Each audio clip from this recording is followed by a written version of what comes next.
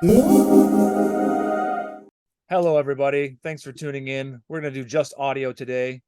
This is Patrick, Rizoma at hosting the Doomer Optimism podcast. Not going to be super long today. We're all busy people. Well, not really, not me. But these guests, these fine, lovely guests today are, and this is Frye and Butteryfur, who you guys might know from the internet, from Twitter, and from their postings about the topic of our conversation today, which is, among other things, which is a tiny house that they built, and we'll get into the details of that. But also, Frye, mostly you, Butteryfur. Fur, you don't post a ton. Frye's an all-time great poster. He's enemy of boringness and friend to all. So I really, seriously, Frye's one of my top, without a doubt, top 10 favorite posters on Twitter. And I'm not just buttering you up, Butteryfur and Frye. I actually believe that stuff. I don't just like make stuff up. I mean, I do, Oh, but no, not this. I do, know. but this isn't one of them. So anyway, all right, guys. So welcome again. Thanks for being here. How you doing today? Yeah. Thanks for having us. Thanks for asking us to do this. Yeah, I love talking to you guys. I'm glad we had the occasion. I'm glad we got together. So the tiny house. Most people will have probably heard of tiny houses by now. They've been pretty well publicized, and I'd say about over like the last 10 to 15 years, especially on cable TV. There are whole TV shows, I think, on HGTV and like DIY stuff dedicated to tiny houses. So these houses are obviously, like their name, they're small. So let's talk about that to start off with. What is the size of this house that you ended up building in square foot measurements? So yeah, our house is it's 24 feet long and 8.5 feet wide for the outside footprint. I think that the bottom, it's like maybe, I think it's 180 square feet for the bottom floor, and then we have a loft that adds a bit more. I think it comes out to, was it like 200, 220 30 or something? Yeah, I think 220, 230 if you count the whole loft space. Okay, cool. So comparing that with something I looked up just today, which is the average US households, like single family home, whatever, 2,400. So you guys are about at 10% of an average single family home from, I think the year was 2021. And then going back in the history books, in 1949 in the US, the average size home was 900 square feet. So that was like, that's a normal size house where people live with their families, whatnot. And nowadays, what you're dealing with is 1/10. So other houses, in other words, are about 10 times bigger than yours.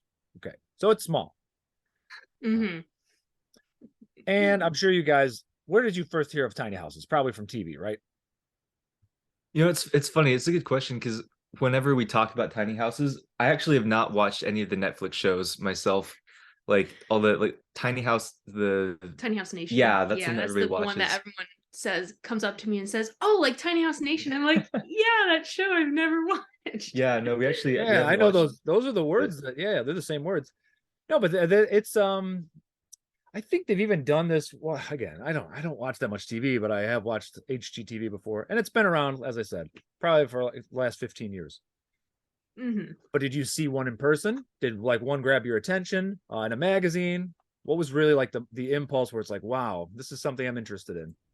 So, this was actually Frye's brainchild, and he convinced me to do it because I've always also had a dream of like just living in a small transient, like an RV or something. Yeah. When I was in college, when I graduated, I really wanted to live in an RV. I didn't know if it would be possible for me because I'd never done it before. And then he started talking about tiny houses. So I don't know, where did you learn about them? I think for me it kind of, I mean, I first, I think, got into learning about the whole tiny house world through kind of seeing like van life stuff that people do, people building, like retrofitting vans and turning them into campers and, living in them or going on trips and that kind of stuff. And that was probably, I think I first kind of started going down that rabbit hole just for fun and interest. It was like maybe 2019, before the pandemic started. And a lot of this whole tiny house thing, I think, happened because of the pandemic. When 2020 hit, at that time I was living in a small kind of studio apartment setup. It was like a basement apartment in a bigger house, and yeah, very small. I mean, it wasn't even this small, but it was pretty small.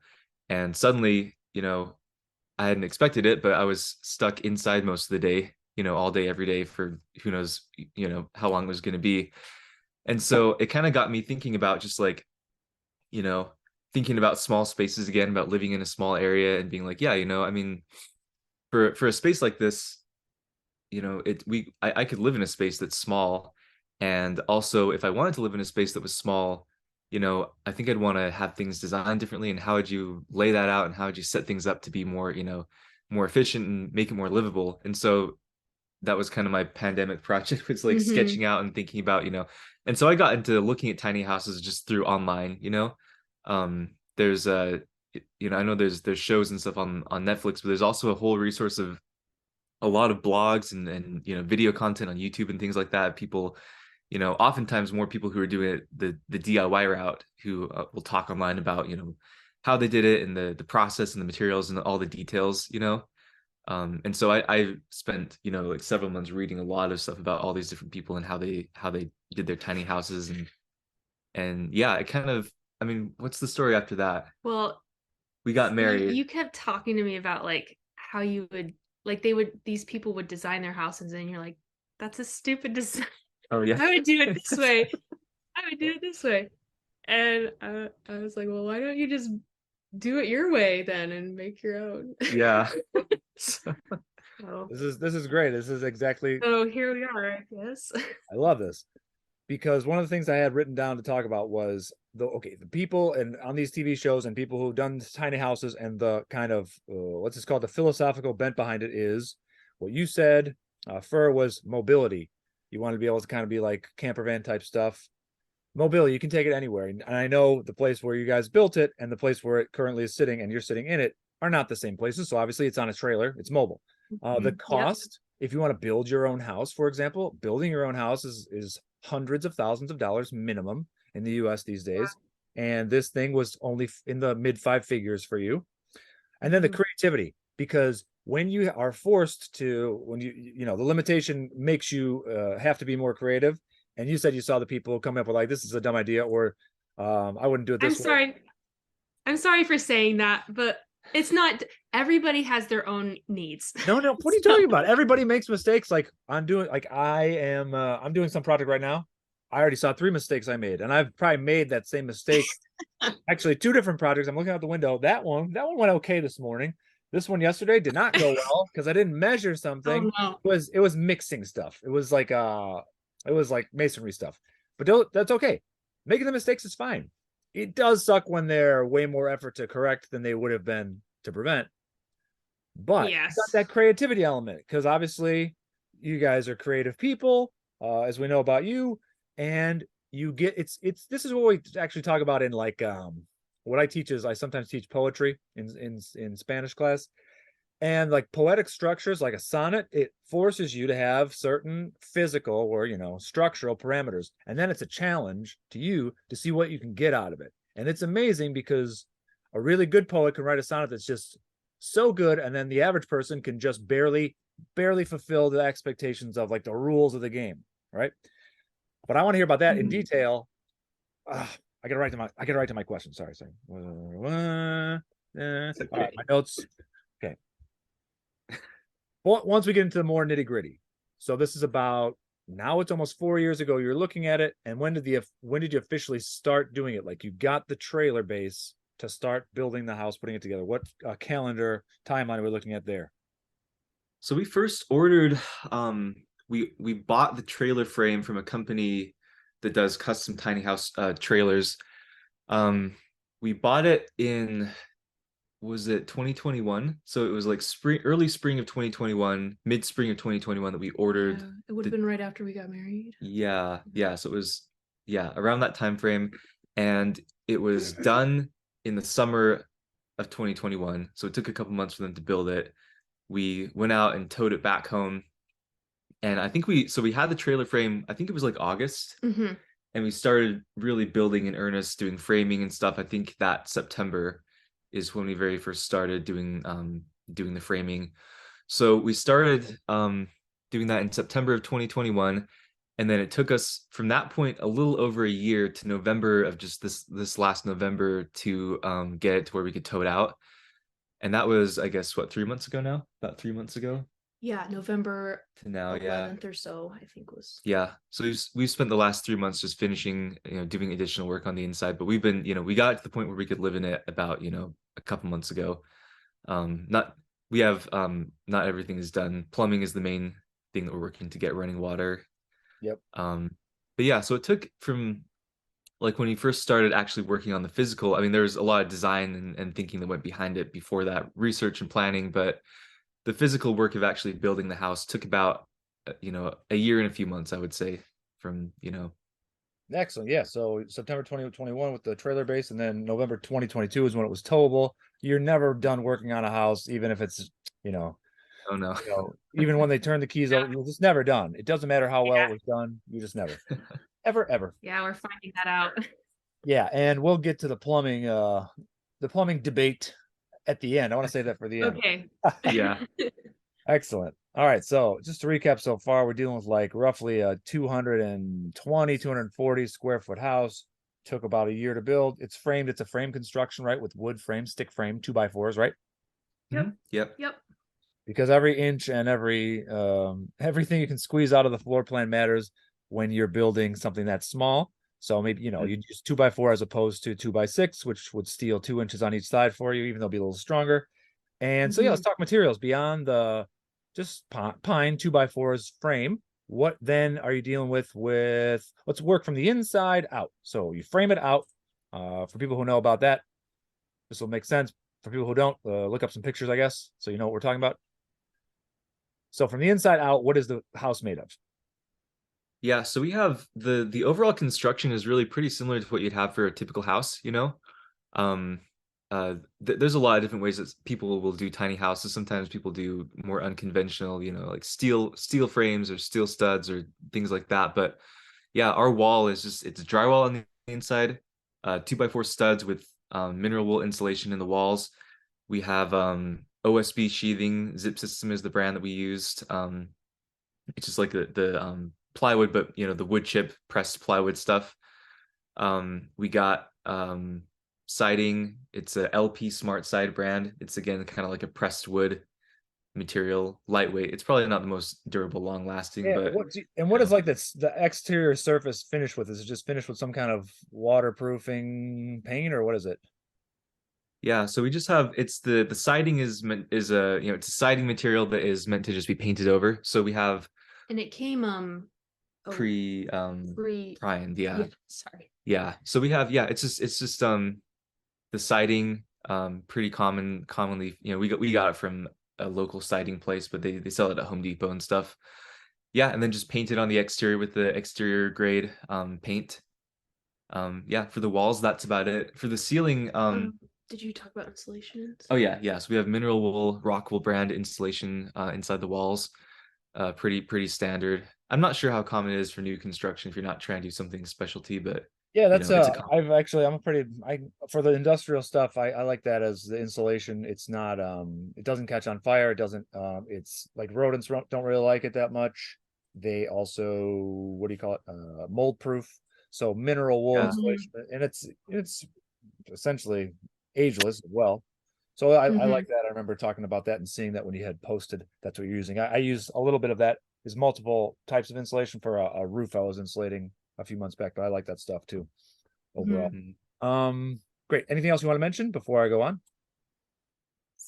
Oh yeah, the roof we have, our roof is a little bit different than a lot of tiny house roofs that I've seen. In fact, I don't think I've seen any tiny house roofs that are done quite like ours, just looking online. And so it was a bit of an experimental thing, and I will see how it holds up in the rain and the weather.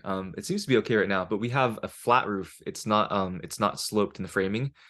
So the inside is just a very high, flat, rectangular ceiling, which we kind of like because it gives us more headspace when you're upstairs in the loft. And it also is very easy to build, just no complex angles for the roof or anything. So the roof is just framed out with 2x6 beams across the top. I guess they'd be rafters.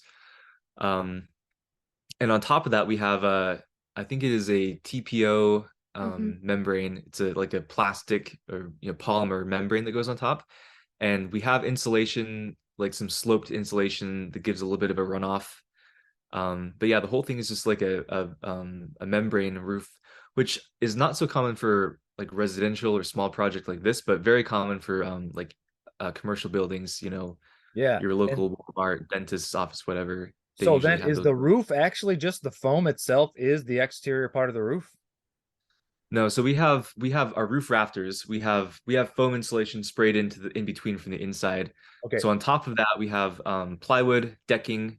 So it's plywood decking. Then there's tapered insulation, Okay. and then I think it's like a decking board, another decking board on top that was screwed down, and then the roof membrane was glued on top of that. And we Okay. hired someone to do that Yeah, part. So yeah, that was one of the. Nice. Excellent. Wonderful. So that's what we're looking at physically with Mhm. what the stuff's made of. All right. Now, you did this largely by yourself. You mentioned you just did somebody else did the roof. You haven't done you didn't do every single electrical thing. And I know you had some help with this too. But let's talk about the stuff that you did as far as the skills that you had to have going in, the things you had to learn. Like I'm wondering now, just out loud, like what were the things that you knew would be hard and were hard? What were the things that you discovered that were hard by doing them and having them be hard? And then what, if anything, was actually kind of easy once you did it for a few minutes? Good question. hmm, Um, That's what I'm all about, man. I ask good where to questions. start? I mean, the everything was hard. Once you finish something, you couldn't feel happy about it because you had to start something else. Everything was And hard. once you start the next project, there's at least one thing that's gonna go wrong. At least. And so I don't know. I don't know. yeah, This is called Doomer optimism. What was Oh, I'm sorry. But we're living in it now. yeah, that's there we go. The the light good at the end part. of We the forgot tunnel, about. sitting I on the kind of couch. blacked out all the hard part. No, No. but think No, the it beginning, was because a I know lot of you said you in a lot of. I think a lot of the tools were from a friend or family member, and we and whoever that was who helped you had some skills to lend as well. yes. So Yeah. like maybe what person helped you and taught you the most? Yeah. Yeah, so we did this whole project. We had help from a lot of help from family along the way. We did it at my parents' house, basically in their backyard, where they had a little bit of space, just enough space actually that we could park our trailer and do the construction there. And we had a lot of help from my dad along the way. And my dad is pretty handy. He has a garage full of tools, circular saw and the nail gun and the compressor and all these tools. And we wouldn't have been able to do it without being right there and having him. And he also helped us. He spent a lot of time just working with us. And you know, there's a lot of things where just the two of us it would have been really hard, but having an extra person, just to and somebody who knows how to use the tools, knows what they're doing. So I mean, we did almost. There's a few things that we paid somebody else that we hired out. We had somebody do the insulation, the roof, the insulation for the ceiling, and I guess after we got out here, like our heater unit. But other than that, everything else we did pretty much all ourselves by hand. So, the framing, I mean, the main steps were what we did: framing and sheathing, building out the skeleton of the house, putting in the door, the windows. After that was siding, insulation, electrical, drywall, and then finishing some of the interior finishes. I would say that I think at a high level, framing was easier than we thought it was going to be, and almost kind of like deceptively so, because you can put up walls really fast, and then it took a long time to do all the finish work for everything, working inwards from the outside shell.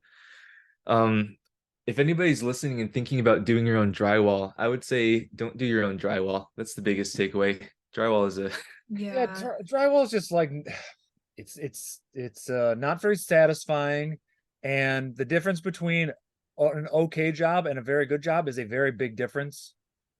yeah. It's true.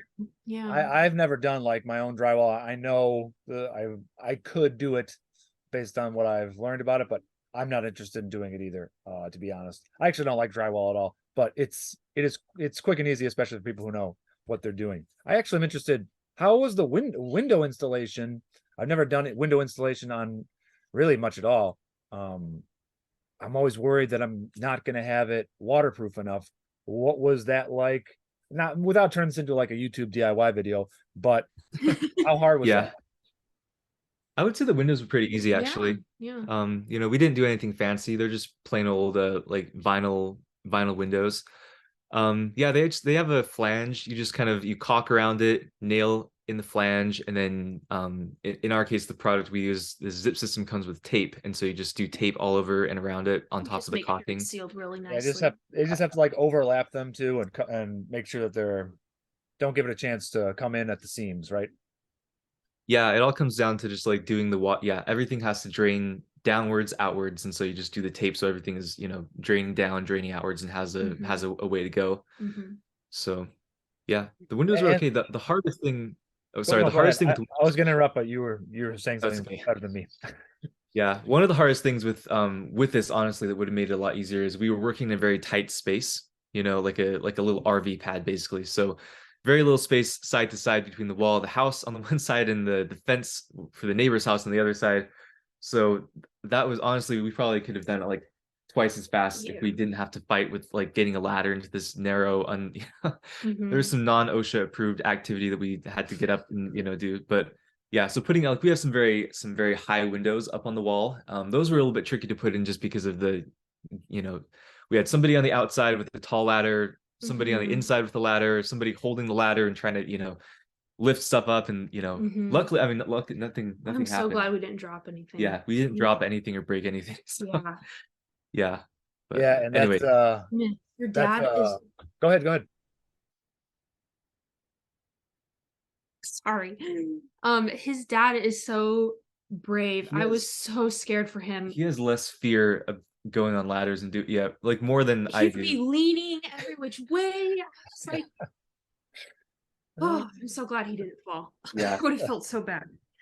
Anyways, okay. Yeah, while we're on this subject, okay, so in Uruguay, I have this joke, and the joke was actually an idea for a TV show where U.S. OSHA inspectors, occupational safety, they come to Uruguay and they watch people work here, and the whole show is just showing their faces and how terrified they are because everybody does that at every single job site I've ever seen. People showing up in flip-flops, never wearing a hard hat. When I had a guy go up on this water tower to help me install the pump to take it from the well up to the water tower, he was kneeling. I'm looking at the ledge he was kneeling on. He was kneeling one knee on a brick ledge about 5 inches wide, and just the other leg was hanging down, perfectly balanced, tying Oh stuff. my goodness.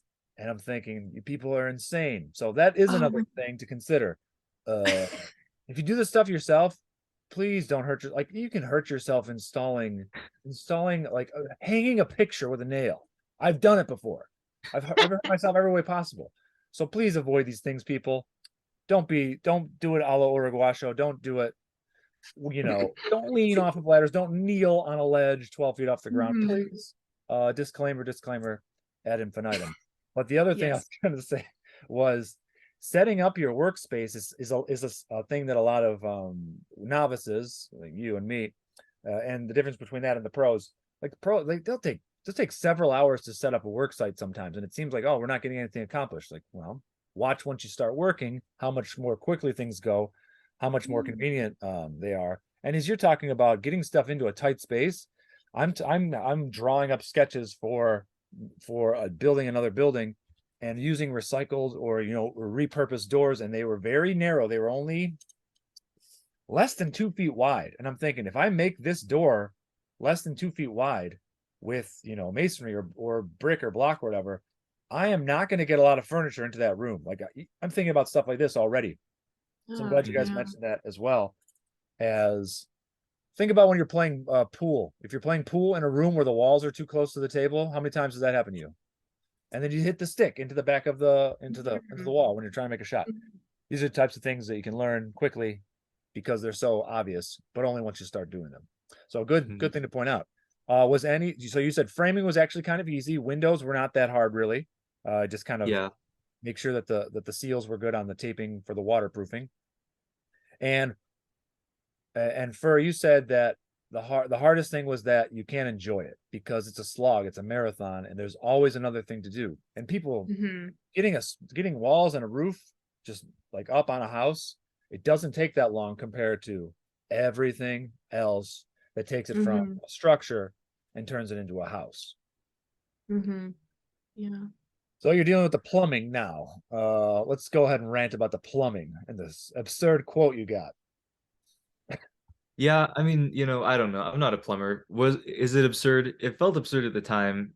Well, plumbing is not as easy to do well yourself as other things are to get closer to it. This is my opinion, but I think most tradespeople would agree.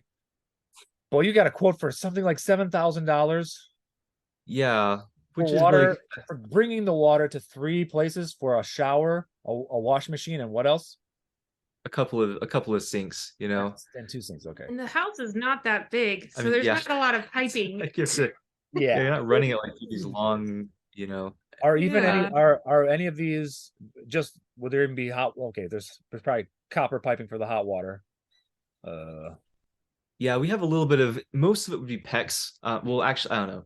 A lot of it would be PEX. A little bit of it would be copper piping for some places where it's going to be exposed, running kind of areas where sunlight can reach. Okay. But yeah, a lot of it would just be PEX, regular PEX plumbing. The thing that I talked to a few guys about it, and the thing that they kept saying was like it's the labor time.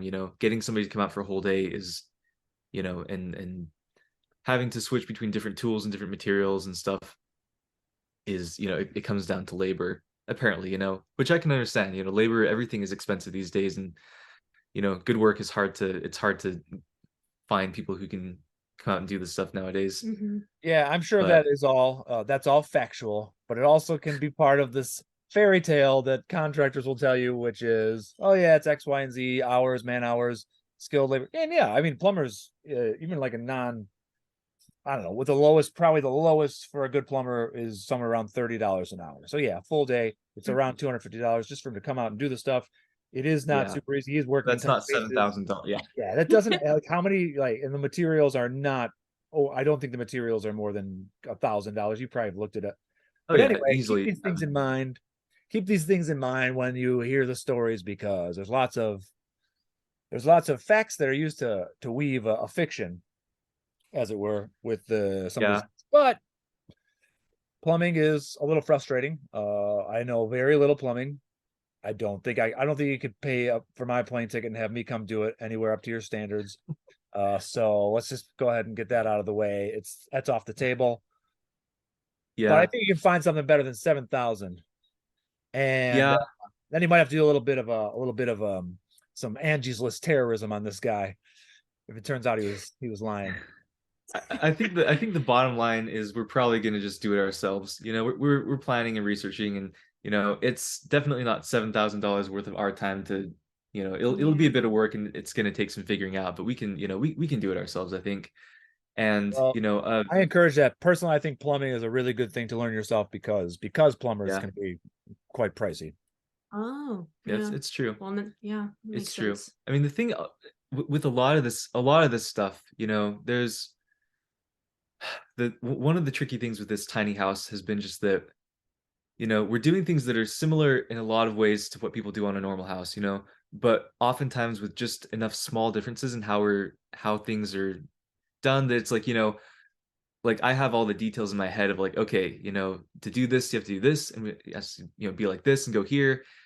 But it's hard to just have somebody come in and be like, all right, set me loose, and I'm gonna go do this job, because you have to be like, okay, well, it's different than it's different than what you're used to. And sometimes if you don't explain that well, you have to call them back and be like, hey, you messed this up, you didn't realize how this was supposed to work. And so yeah, like it's just it's a bit tricky. Just there's nothing like too theoretically complex, but it is just a bit more particular in how it has to go in compared to a normal house job. One thing that's different is instead of embedding our pipes in the walls, we're actually running them along the walls behind like cabinets and cupboards and stuff. Part of that being just we want to be able to have it more accessible in case we need to change things. Do you have that with your electrical wiring as well or not? No, the wiring is just in the walls like normal. Yeah. Also with the plumbing, we wanted to do that because our walls are thin. There's not a lot of insulation, so just better freeze protection, which isn't not an issue with the wiring, but for plumbing, yeah, you want to have a little bit more insulation between the pipes and the outside.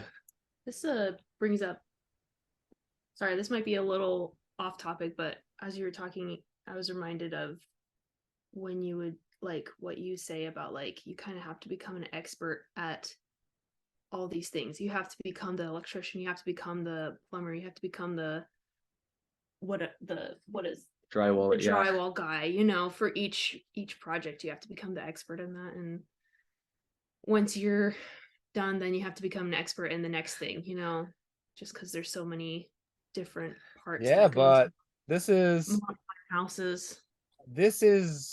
such good podcast segues here. It's like we drew it up. Oh, Look, great. nobody's gonna go. Just planned Look, up. look at Oh, these you're notes. welcome. Look how organized I am. Oh, I read your notes, so that's why. Took a So- screenshot, so we'll be ready now. So there's one thing to learn. There's another thing to learn. There's another thing to learn, and it's frustrating. Yeah. But it's not just frustrating. Frye admitted this online. He admitted it that it's almost like a DIY gateway drug building the small house. He's already got a drawing of a big house with 2 stories that he wants to build himself. And Yeah, it's a gateway drug. I Of don't being a think small he project. will be happy living in a normal house for the rest of his life now. You know, that's just, I mean, he knows how to build it right and how he wants it. So This is I don't great. know if you can I don't know if you can live in a house that was, you know, built by just some random company that was trying to poop out a, you know, a plan house, you know, kind of thing. Yeah, it's like So it's a curse, I guess, to do your own work and start. You get a taste, and even if the taste is it's like the blood, sweat, and tears. It's not a great Bittersweet taste taste. Yeah. along the way. But yeah, I mean, no, it definitely it's hard not to get this far and start thinking about, well, at some point we're gonna need to have a bigger house, and what's that gonna look like, and how would we want it to be designed, and how would we want it to be built. And yeah, I know what you're saying. I completely agree. And Hmm. yeah, you're once it's Pringles. Once you pop, you can't stop now. It's Pringles. which Okay. So what is one of the things, like one of the features, this creativity part, when it's small, I'm sure you have something that folds in or something that's hidden under or something else. What's like the proudest cool feature that you came up with on your own? It could have been cribbed from somebody else's design, but what did you get to execute in the living space that was the most impressive? You can show me. I know we're not gonna have video, but what do you think that's one of the features that is the most like novel feature that you're really proud of? good question. Does anything come to mind for you? I don't know if we did anything. You know, You had an idea for like the desk to like yeah, we fold were up, but we were thinking of we different just didn't things. end up doing that. No? I mean, there are a lot of people who are more ambitious than us, who do some pretty cool things with, like, modular furniture, things that can fold up and move around, and spaces that can be reconfigured. There's a lot of, and I've seen a lot of those, and I had plans for, ideas about, oh, we could do something like this, or, have a desk that folds down and, becomes a bench, or, things like We that. can use the chair as like an ottoman. Yeah. I think that to be honest, the longer we got along the process, the less my ambition went down for like having some like fancy furniture stuff. I don't know if we have anything too fancy or weird, um, unusual in terms of like furniture, multi-use kind of thing. I think that the thing that I'm happiest with how this turned out was I think that we gave it a lot of thought just to the design, having spaces that didn't necessarily have to be like, reconfigured or anything, you know, custom built, but just having the space built in a way where it's efficient with space, and areas that it's like playing Tetris, but areas that are used for one thing can also be used for another thing. When Butteryfur was talking about earlier, me complaining about other tiny house designs that I'd seen on the internet, I will say, excuse me,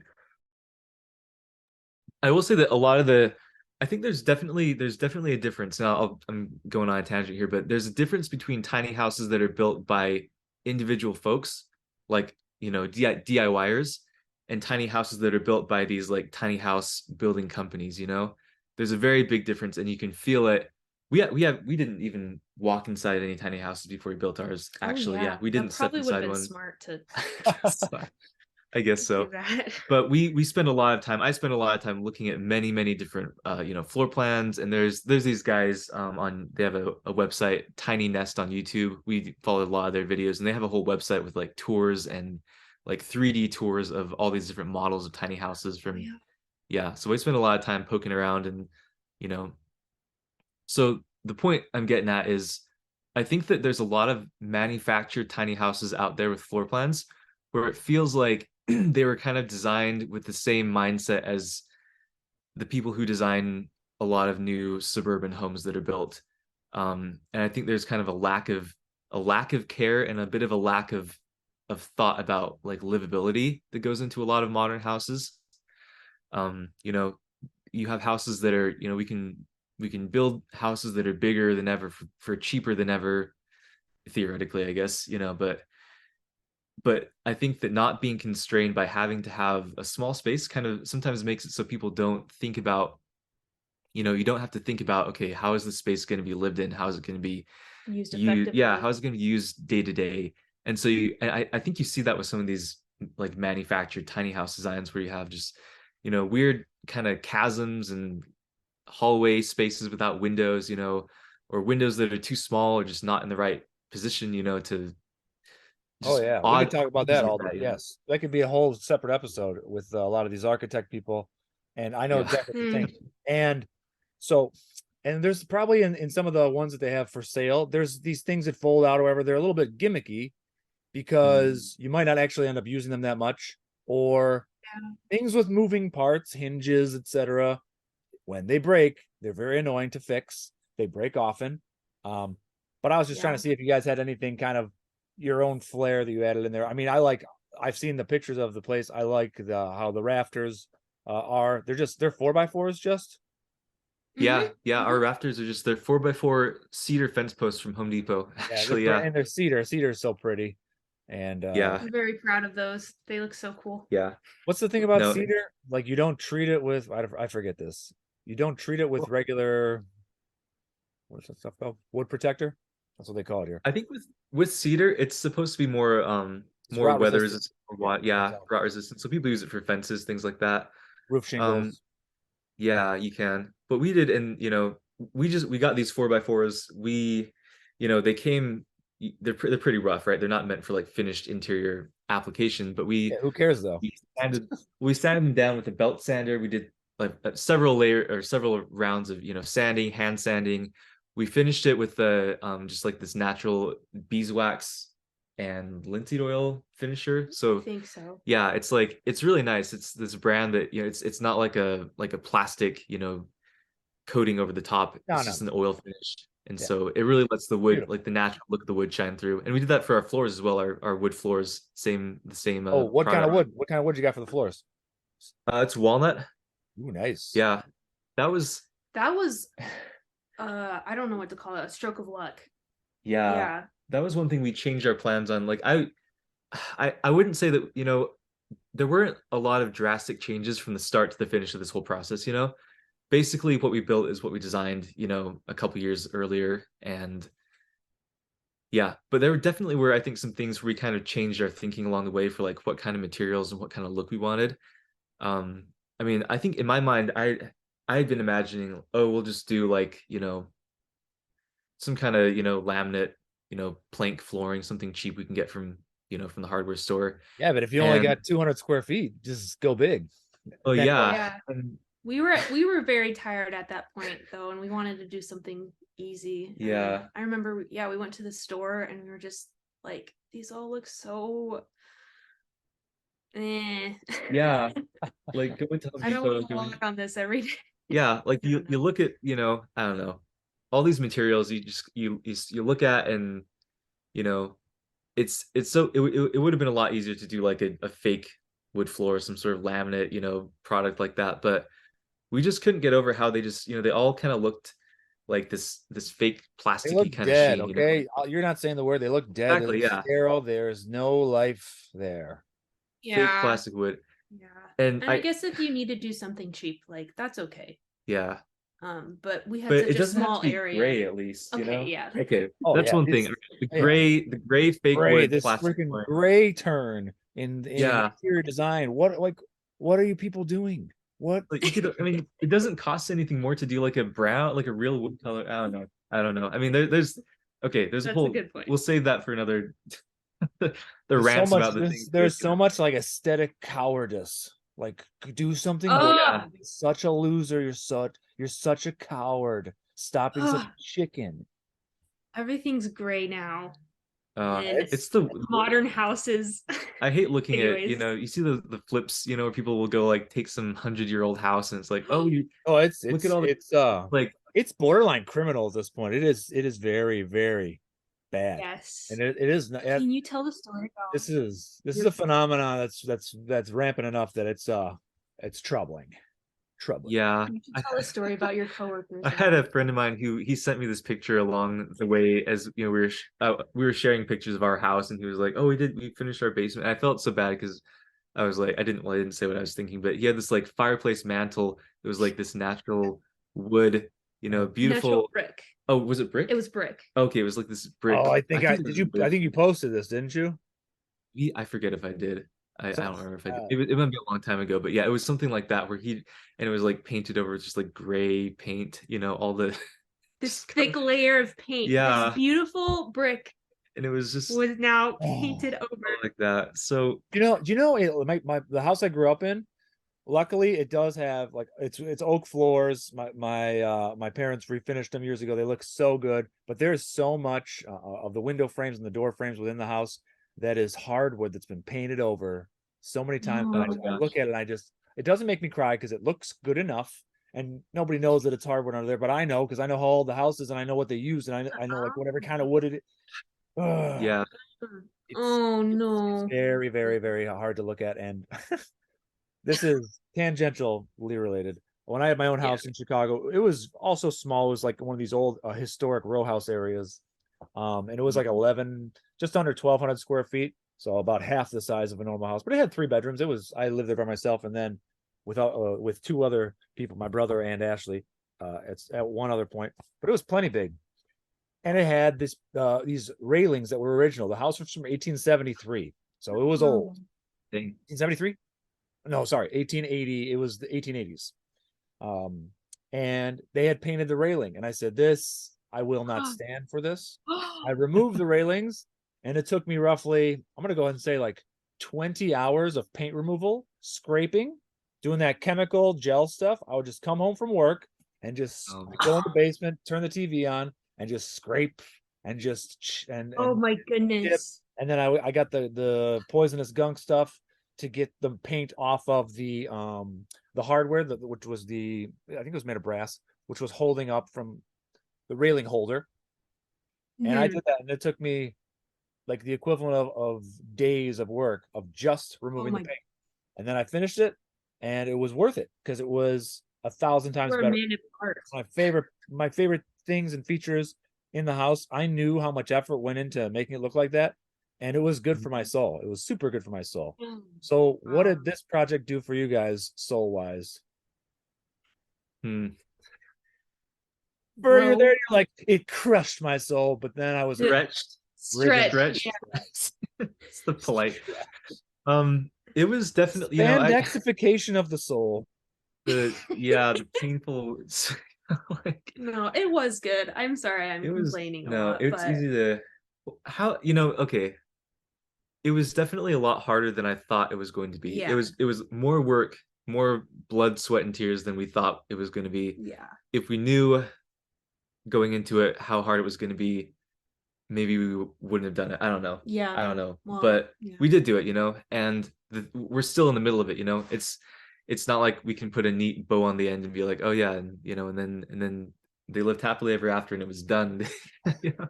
But yeah, it's still kind of an ongoing thing, and the process of learning how to live in it and figuring out what we're gonna do with it next, is it's ongoing. So we're in the middle of it still. But I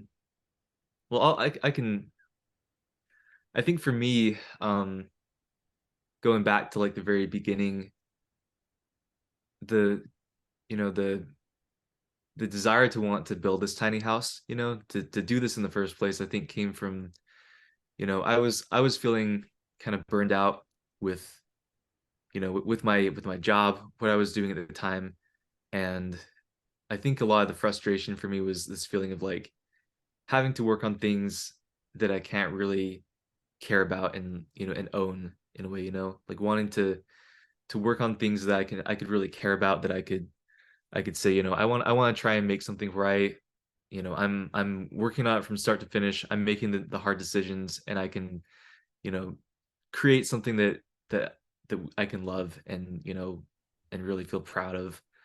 Um, and Yeah, I and think then in that Ashley will come regard, in and comment on this once we put it up, and she'll, as her sociologist brings, like, you're overcoming the alienation by reinstating a situated embeddedness, and all that is to say, yeah, the last whatever, I don't know how many years you want to put it.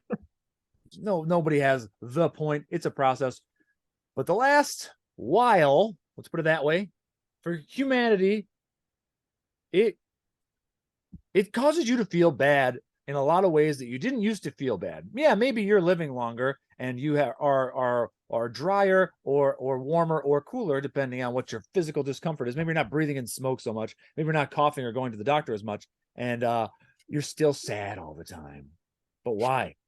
Because you're not doing anything worth doing. You said it already. It's right there. So anyway, all the sociological mumbo jumbo, you're overcoming that, and that's why it was worth doing. Even if you're not going to agree with me right now, I'm going to tell you it was worth doing, and it's a gateway drug, and you're going to keep doing it, and you're going to live in not a normal house. The next one, it's going to be even less normal, but you're gonna do it yourself, I think, or at least I hope so. We'll see. I'm staying Can't tuned. argue with that. we'll Can't see argue we'll with see where that. it goes. Yeah, but no, I think you're definitely right about that. There's a lot of people online, who work in tech, who do, who do that kind of stuff, and I think it's not hard. You don't have to look very far to see, yeah, what you're talking about. I think there's a feeling of, yeah, like people, it's very, I mean, not even talking about houses necessarily, but just a lot of the things that people do for work in the modern world, you're very disconnected from the outcomes, the product. I think there's like Just a a, keg in the well, there's like, I the mean, how many system. how many software developers do you know who have like, a daydream about like opening a cafe or a bookstore? Yeah, I think there's a draw to like doing things that feel grounded and feel connected, and like you're working on something, honest and real, that you can see yeah, what the and results are. fundamentally, okay, so I always go back to this. Nobody ever asked me this stuff, so I'm going to take my chance to rant. So, like, fundamentally, what do you need? What does a Sure. human being need? You have survival, and then you have thriving. So, surviving, you actually don't even need clothes or or shelter, but that's the easiest way to keep yourself warm or cool enough to not die of exposure. So you need that. You need food and water, um, and you need meaningful relationships too, which that one always gets overlooked because Mm. you just do. So you need that just to like survive. You can't you will become, and we see this now, people who do not have a meaningful relationship or meaningful connection, they will become insane or drug addicted or XYZ, all the above.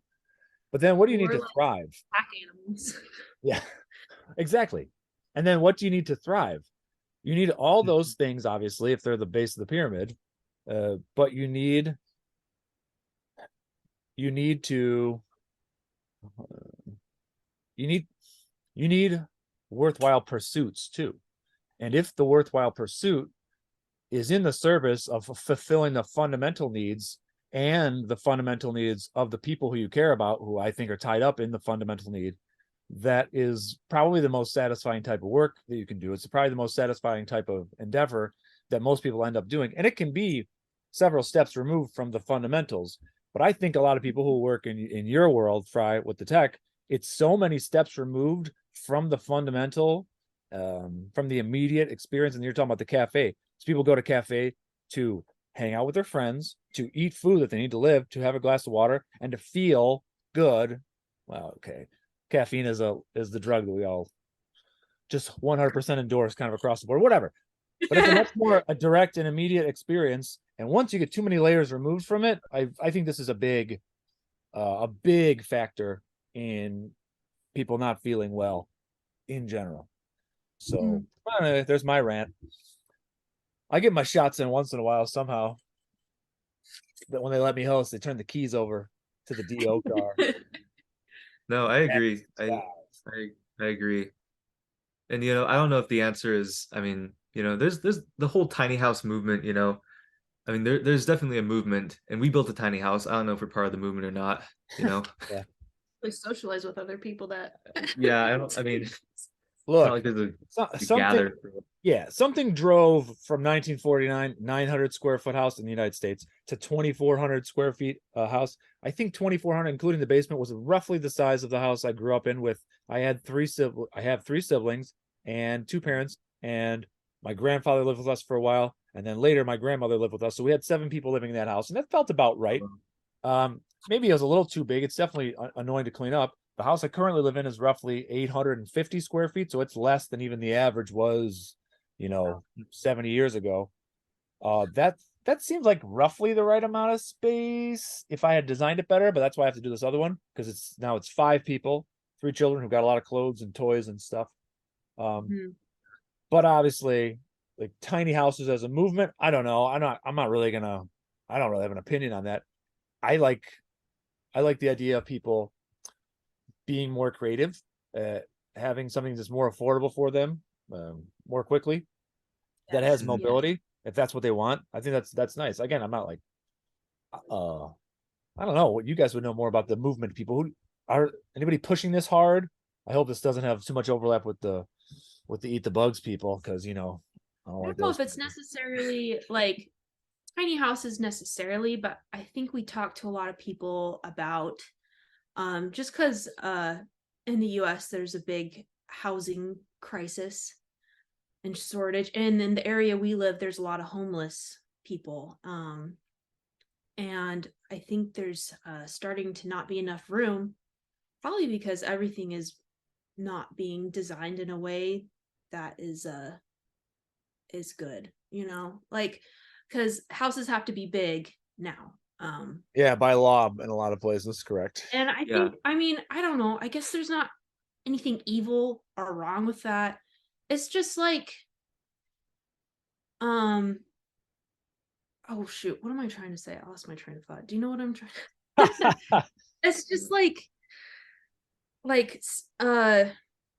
I feel like, yeah, living in a big house is like a sign of like you're doing well, but like, do you really necessarily need all that space? Like, it's harder to clean, it's more money to heat or cool and stuff, and it also takes up a lot of space and makes it so you can't be more efficient in living in smaller houses next to each other. And I don't, Yeah, I think that to the extent of there being like the tiny house movement, I think most people who are involved in advocacy or trying to like raise awareness, or it's mostly about, I think, raising awareness and opening up paths to do this like in a legal way in the middle of cities and places where most tiny house owners, including us right now, if you DIY it, you kind of generally you have to park it somewhere rurally, somewhere where you're farther away, and you're not going to have you're not going to bother the neighbors basically.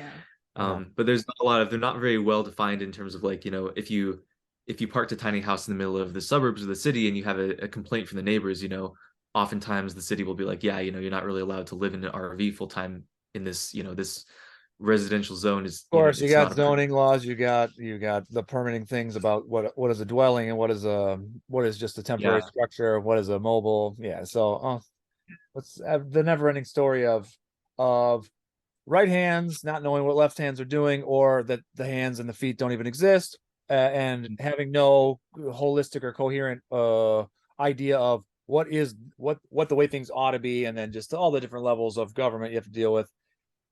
Frustrating. It is good that you see people like this doing this, and there's TV shows about it, so at least some people know there's an option, even though, well, here now the tiny house is the microcosm of the greater thing, which is the things are in place, laws, custom, and people's social norms. They're gonna make you have to get creative with it. So maybe that's gonna lead to something else. But I think it's a net good, at least on the individual level, for the person doing the thing, especially if they're doing it themselves, because it takes some ownership. claim some agency and feel better about what they put their efforts towards, and don't feel as Yeah. disconnected from the material conditions of their existence, to put it Totally. that way, as it's been put before. So you guys are the best. Thanks for coming on the show. I don't want to keep it too long because some of these episodes are too long. I think go for the quick hit. And I know you guys are busy. You got PEX to install. It's plastic piping for their water service. But anyway, everybody remember Butteryfur and Frye at Hi Frye and at Butteryfur, I believe, on Twitter. Mm-hmm. Go through their tweets, especially Frye's, and see the pictures from the build. See some of these nicer details like the cedar rafters. Now that you know the backstory, and yeah, these guys are the best. Anyway, that's all I got to say. What do you guys want to say? Any parting shots? Is this the part where you cut us off as we're finishing what we say? I've listened never- to a few. I guess it's the editor. post. Who's editing? That's post editing's decision. But Okay, make sure you start saying something profound. What's the Okay, the manifesto. You know.